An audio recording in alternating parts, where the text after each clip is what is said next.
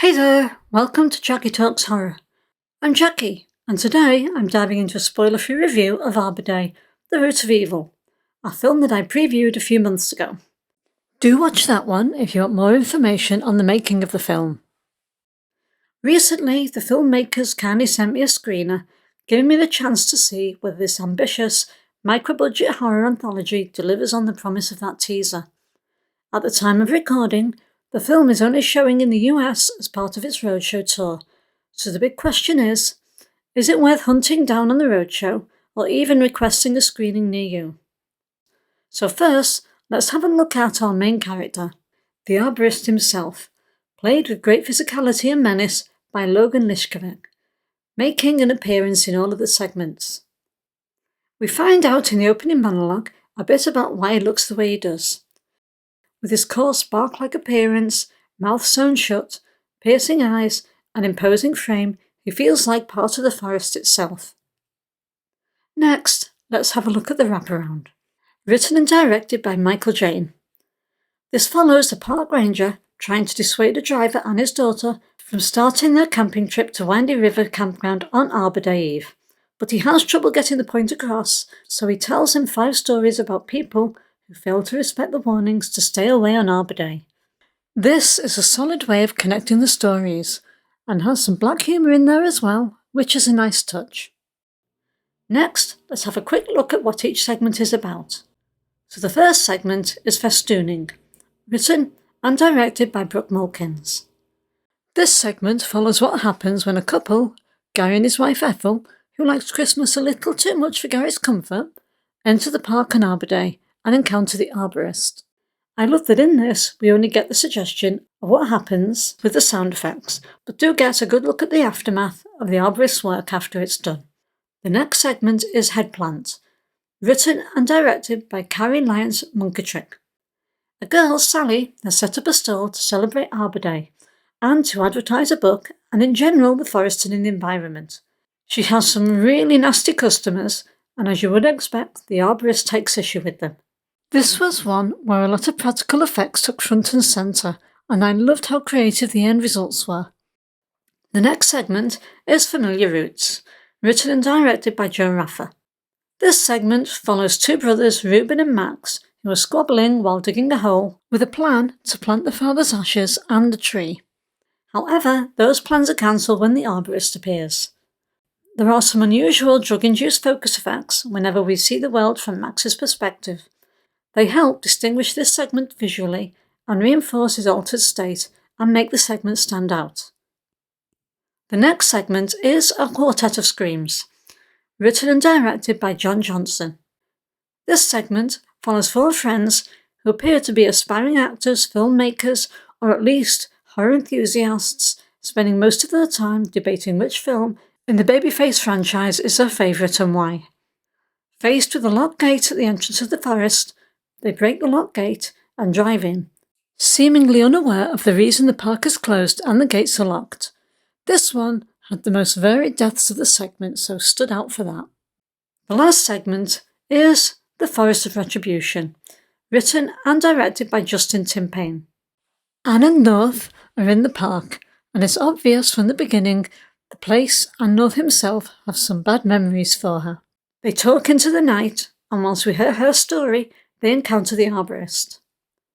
This segment has an elegant way of sparing us the details of Anne's story, whilst making sure we see North's reaction and know he, and the Arborist, if he has good hearing, had it in full. But the big question, after my preview, was always whether these separate stories could come together to create a satisfying anthology, and whether the Arborist could live up to the potential I saw in the teaser. So first, let's talk about the anthology format. One of my biggest questions from the preview was whether 5 separate stories and a wraparound would feel like one cohesive film given the budget. The wraparound and the segments were cohesive, well planned and thought out.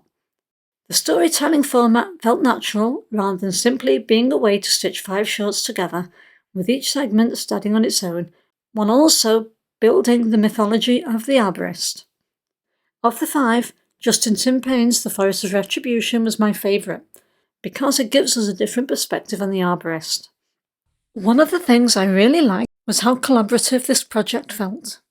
Several of the directors also pop up as actors in other segments, some in cameos and others in larger roles, which gives the whole anthology the feeling of a group of filmmakers all pulling together, rather than 5 isolated stories.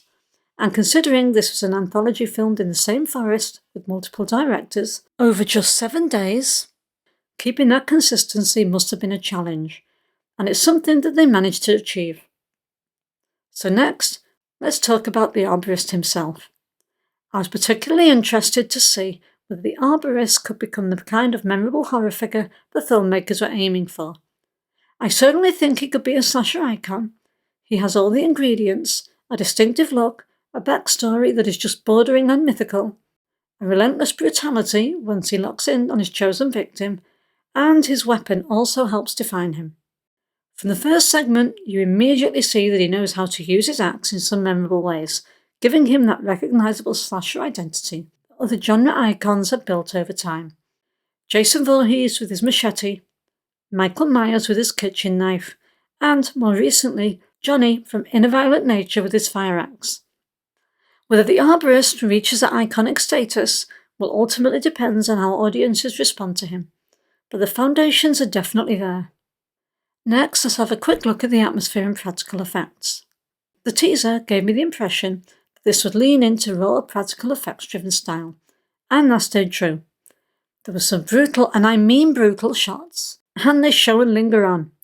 The budget probably meant that they had to be selective with how often they showed those moments, but they found inventive ways of making you feel the impact without relying on the gore every time.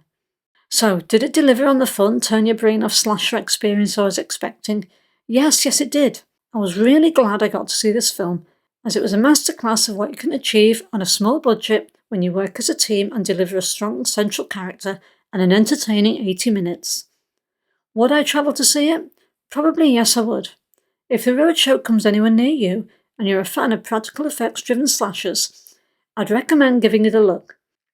This is exactly the kind of film that benefits from being watched with an audience, and many of the Roadshow screenings also include a Q&A with members of the filmmaking team. There's also the added bonus that for every ticket sold, a tree is planted, which feels like a fitting touch for a film built around the Arborist and the forest. So let's see how Arbor Day, The Root of Evil stacks up with my ratings. For cinematography and soundtrack, it gets 4 out of 5. Visually, the film makes excellent use of its woodland setting.